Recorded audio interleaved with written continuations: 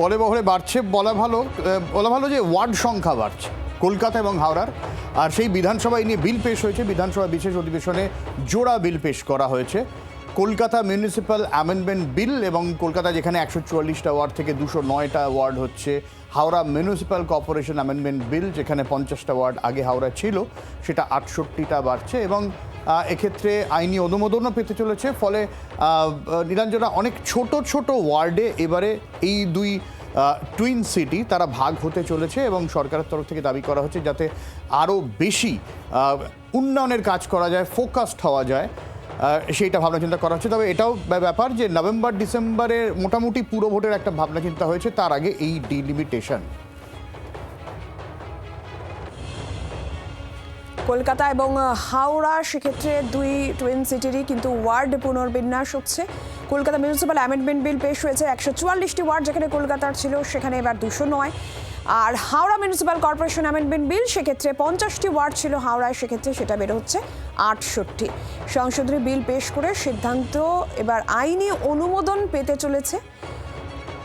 সেক্ষেত্রে নভেম্বর ডিসেম্বরে পুরো ভোটের আগেই ওয়ার্ডের এই পুনর্বিন্যাস হবে বলেই মনে করা হচ্ছে। দুটো অ্যাসপেক্ট রয়েছে এই জায়গা থেকে, যেমন কলকাতায় 209টা ওয়ার্ড বেড়ে যাচ্ছে, অর্থাৎ চেনা পরিচিত যে ওয়ার্ডগুলো রয়েছে সেই ওয়ার্ডগুলো ভেঙে যাচ্ছে, ভেঙে গিয়ে নতুন করে আরও ওয়ার্ড সংখ্যা বাড়ছে, একইভাবে হাওড়াও। ফলে খুব স্বাভাবিকভাবেই আমি শ্রেয়সীর কাছেও এই নিয়ে যাব, আমাদের প্রতিনিধি রয়েছেন আমাদের সঙ্গে। চেনা যে ওয়ার্ড ভিত্তিক ভোটের সমীকরণ সেটাও কিন্তু বেড়ে যাচ্ছে উন্নয়নের দাবি দেওয়ার সঙ্গে সঙ্গে। তো বলা যেতে পারে আজ থেকেই কিন্তু পুরো ভোটের যে দামামা সেই দামামা কিন্তু বেজে গেল। নির্দিষ্টভাবে আজকে যে একদিনের যে অধিবেশন হচ্ছে সেই অধিবেশনে কিন্তু ইতিমধ্যেই হাওড়া যে ওয়ার্ড পুনর্বিন্যাসের যে বিল, যেটা 68 হচ্ছে, হাওড়া মিউনিসিপ্যালিটি হাওড়া কর্পোরেশনের যে ওয়ার্ড সংখ্যা সেটা 68 হচ্ছে, সেই বিল কিন্তু ইতিমধ্যেই পাশ হয়ে গেছে। এবং এই মুহূর্তে কিন্তু কলকাতা কর্পোরেশনের যে ওয়ার্ড সংখ্যা যেটা 209 করা হচ্ছে সেই বিল কিন্তু পেশ হয়েছে, এবং তার উপরে আলোচনা চলছে। মুখ্যমন্ত্রী তিনি নিজে এই মুহূর্তে হাউসের ভেতরে অর্থাৎ বিধানসভার অভ্যন্তরে উপস্থিত রয়েছেন। মূলত কি কারণে এই ওয়ার্ড বিন্যাস করা হচ্ছে, সেক্ষেত্রে মূলত হচ্ছে জনসংখ্যা, সার্বিক পরিস্থিতি, এবং এক্ষেত্রে বলা হচ্ছে যে এক্ষেত্রে যে আর্থিক অবস্থা, এই সামগ্রিক সমস্ত কিছু নিরিখেই কিন্তু কার্যত এই ওয়ার্ডগুলো পুনর্বিন্যাস করা হচ্ছে, যাতে মানুষ সঠিকভাবে, প্রত্যেকটা মানুষের কাছে সঠিকভাবে নাগরিক পরিষেবা পৌঁছে দেওয়া যায়, সেই লক্ষ্য নিয়ে কিন্তু কার্যত এই বিল পেশ করা হয়েছে। দুটো বিলের ক্ষেত্রে কিন্তু এমনটাই বলা হচ্ছে।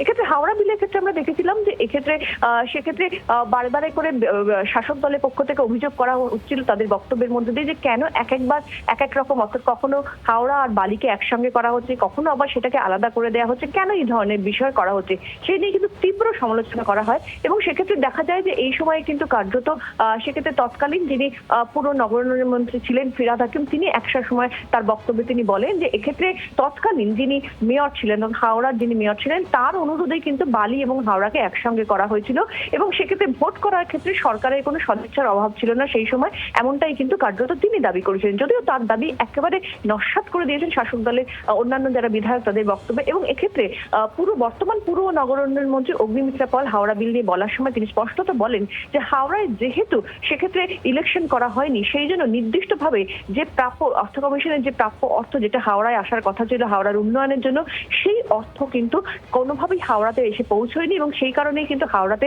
নানান সমস্যা হচ্ছে নাগরিক পরিষেবা। এবং বর্তমান সরকার হাওড়া নিয়ে কিন্তু নতুন অ্যাকশন প্ল্যান তৈরি করছে, এমনটাও কিন্তু তিনি জানান। শ্রেয়সী, ধন্যবাদ তোমাকে। বর্তমানে পুর নগর উন্নয়ন মন্ত্রী অগ্নিমিত্রা পলের বক্তব্য শোনাবো, প্রাক্তন পুর নগর উন্নয়ন মন্ত্রী ফিরহাদ হাকিম তার বক্তব্য শোনাবো। আগের সরকারের সময়ে পারমিশন দেওয়া হচ্ছে, হাওড়াতে গুচ্ছ ইলিগাল বিল্ডিং কি করে হলো দেখেননি কেন? কারণ আপনাদের কাছে মানুষের জীবনের দামই নেই।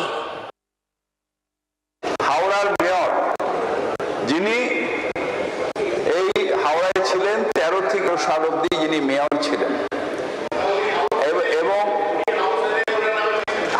নাম বলিনি দিদেন, আমি নাম বলিনি, তোমার আমি অনেক সিনিয়র, আমি জানি কি বলতে হয়, কিন্তু হাউসে আমি বলিনি দিদেন। আবার দিদেন, ডোন্ট ডিস্টার্ব প্লিজ, তুমিও আমারই মেয়র ছিলে, হ্যাঁ, সুতরাং তুমি আমাকে শিখিও প্লিজ। অর্থাৎ তরজা তো নীলাঞ্জনা হয়েছে একটা বিধানসভা, ফিরহাদ হাকিম, জিতেন তিওয়ারির মধ্যে এবার কে কত উন্নয়ন করেছে, আর উন্নয়নের মানে গুঁতো তো আমরা টের পাচ্ছি। বৃষ্টি হয়েছে, রাস্তাঘাটের যে অবস্থা আমরা লাগাতার সকাল থেকে খবর করছি যে কিভাবে রাস্তাঘাটগুলোর অবস্থা, এবং যেখানে পুরসভা কার্যত ভেঙে পড়েছে। এবং ঠিক এই জায়গায় দাঁড়িয়ে পুরো ভোটটা করা অত্যন্ত জরুরি, কাউন্সিলর নির্বাচন অত্যন্ত জরুরি। তার আগে এই দুটো অ্যামেন্ডমেন্ট, যেখানে হাওড়া এবং কলকাতা দুটো পুরসভারই ওয়ার্ড সংখ্যা বেড়ে হচ্ছে 209 এবং 68। বাংলার আওয়াজ, বাঙালির আবেগ, জি 24 ঘন্টা।